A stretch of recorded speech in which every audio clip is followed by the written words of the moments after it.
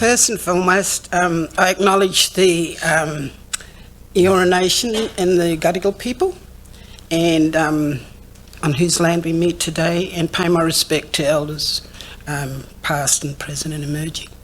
And I also bring with me today some greetings from Yalanji Wada.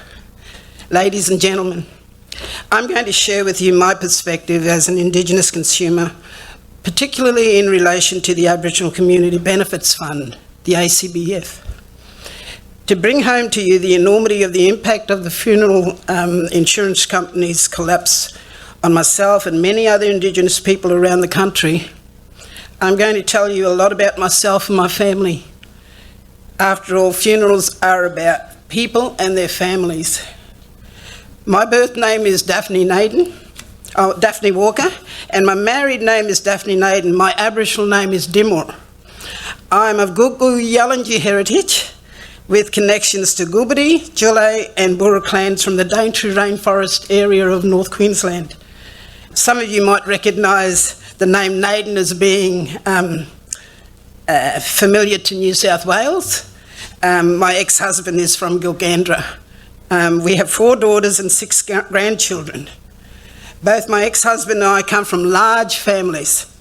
My mum and dad have had 11 children, 6 boys and 5 girls. Their first child died as an infant, and before my parents passed, they lost 2 sons in vehicle accidents and a daughter to an aneurysm, all unexpected deaths. Dad died from cancer and mum from chronic illnesses, diabetes, high blood pressure and high cholesterol. After their passing, another daughter died from diabetes and kidney failure. I now have 4 brothers and 2 sisters. Today, our family, the Walker family, totals 135, which includes myself, 6 siblings, plus our partners and ex-partners, 32 nephews and nieces, 80 grandchildren, and 7 great-grandchildren. Sadly, we buried our youngest grandchild in May this year. A very large family, but also add to this my ex-partner's family, uncles and aunties and cousins of my daughters, you know. Inevitably, over time, each one of us will die, which means the cost of, to us, 135 plus funerals. Our family makeup is typical of other Aboriginal families. Family kinship is very important to Aboriginal people because it connects us to our traditional country, our people, language, stories, songs and dance, our values and beliefs, ceremonies and our laws, and most importantly, gives us our identity. Having a large family provides us with a large support network and fun family gatherings, laughter, joy, etc. However, there is a downside, and that is that at any time a family member, whether young or old, can die. The impact of a death in a large, close-knit family is traumatic and can be devastating and have lasting effects on an individual's social and emotional, spiritual and cultural well-being. Constant grieving, sadness and stress become the precursors to shorter life expectancy through chronic illnesses such as hypertension, high cholesterol, diabetes, heart disease and cancers. We know that these are ever present in Indigenous communities. Last month, 4 members of the Aboriginal community in my hometown passed. All 4 died due to chronic health conditions. Sadly, 3 will receive a pauper's funeral. Why? Because they were born into poverty and leave this world impoverished. Not only in material wealth, but in life's experiences that for others is a normal everyday experience, such as snuggling into soft fresh bedding in a comfortable queen bed instead of a narrow single bed without sheets. Why? Suppression and oppression, stereotyping, ignorance, exploitation. In the mid-1990s, I took up funeral insurance with ACBF to cover myself and my 4 daughters. I didn't think too much about their ages and what benefits there were in this. In fact, I didn't ask too many questions at all. I was just so excited that there was this cover for funerals available to Aboriginal people in communities around the country, and that the premiums were very affordable. Along with many others, I assumed that this was an Aboriginal-owned and operated company, as the red, yellow and black colours of our flag were on all their documentation. Today I know different. This company was not Aboriginal-owned and operated, and I know that the red, yellow and black colours were used as a deliberate ploy by ACBF to deceive Aboriginal people.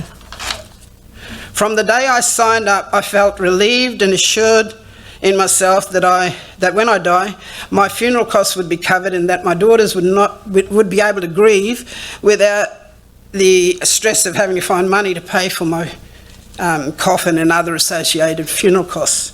Today I stand here angry and quite deflated. I thought I was doing the right thing by taking care of myself and my family's future, but here I am with $15,000 plus of my money down the drain. All this, once again, Aboriginal people were seen as vulnerable and were deliberately targeted to be exploited. It is a sad indictment on Australia that in this day and age, all that many Indigenous people could hope for is that our children wouldn't go financially backwards as a result of our passing. Now this has even been taken away from us.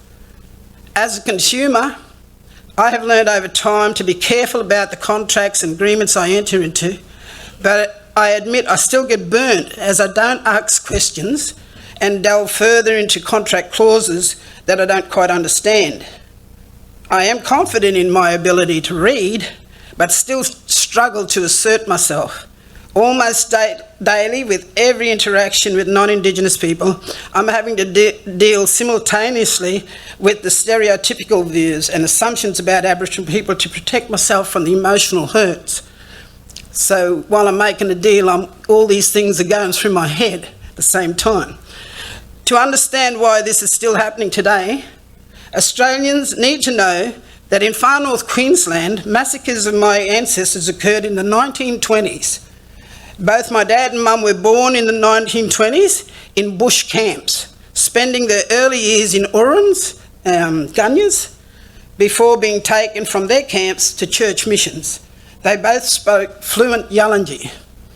Another important factor to understand is that there is diversity in Aboriginality, and this is tied to circumstances in one's life. I'll use my dad's story as an example. At around 5 years old, Dad was sent to Palm Island with his mum who had tuberculosis. Just after a few weeks on Palm Island, Dad's mum died and he was put into a boys' home. Can you imagine the trauma as a small child, losing his mum and not knowing any other person there? I wonder if he was comforted at all in his grieving. Whilst on Palm Island, two significant things happened.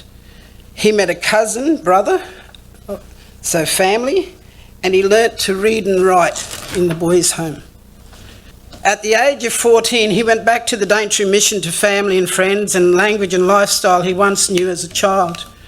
Because he could read and write, he was given a leading hand type role on the mission's banana farm and in other work that was directed by the missionary. He was the first Aboriginal in the area to get a driver's licence and over time purchased a few vehicles. We lived under the Aboriginals Protection and Restriction of the Sale of Opium Act, 1897, Queensland, and our family was exempted from the Act in 1963. I was born in 1956. This Act, however, was not abolished until 1978. I was then 27 years old. It is important to mention also that 3 of my siblings with lighter skin tone were taken from our family to live in the girls' dormitory, which was on the mission, but there was a gully separating it, and we only saw them in church on Sundays. Their names are not included on our family's exemption certificate, and to this day, this has grieved them. On behalf of my siblings, I rang the relevant Queensland Government Department and asked if and when the Act was abolished, there was a decree or an announcement of some sort freeing all those who had been put into dormitories of their wards of the state status. my question was not answered. And still today, my oldest sister grapples with that. I'm the first generation in my family that has fully participated in the Australian financial system. Like many other Aboriginal men and women in Queensland, Dad worked under the Queensland Aboriginal Protection of Property account, where stolen wages were taken and held in trust until 1986. Under this Act, Aboriginal people's wages were controlled by the state, and permission to buy goods, spend their own earnings, had to be sought from the police protector. Under the Act, Dad managed to buy the timber and materials he needed to build a house and furniture. This was a long drawn-out process, as all the communication was written correspondence to and from Brisbane. We have photographs of the house and furniture. Without any notice to the people, though, the mission land was sold and the people forcibly taken by truck to the Mossman Gorge mission. Our house was bulldozed with not even a mention of any recompense. I told my dad's story. Even though he was not in full control of his money, he was still able to provide food, clothing and necessities for his family, including birthdays and Christmas presents, each year for all 10 children. He did a grocery shop once a month and supplemented food by hunting for fish and wild pig. Just before he passed, he informed the family he had savings put aside to cover his funeral costs. Living through all the hardship forced upon him through repressive government policies, somehow, sometime in his life, he acquired the skill of managing money, using this skill to provide for our family's every need. There is a mantra in society of buyer beware, but how can we, supposed to enact buyer beware when our history doesn't follow the mainstream story of building intergenerational wealth and all the things that go along with it? I tell this story not to highlight the so-called vulnerability of Aboriginal peoples, but to highlight our strength.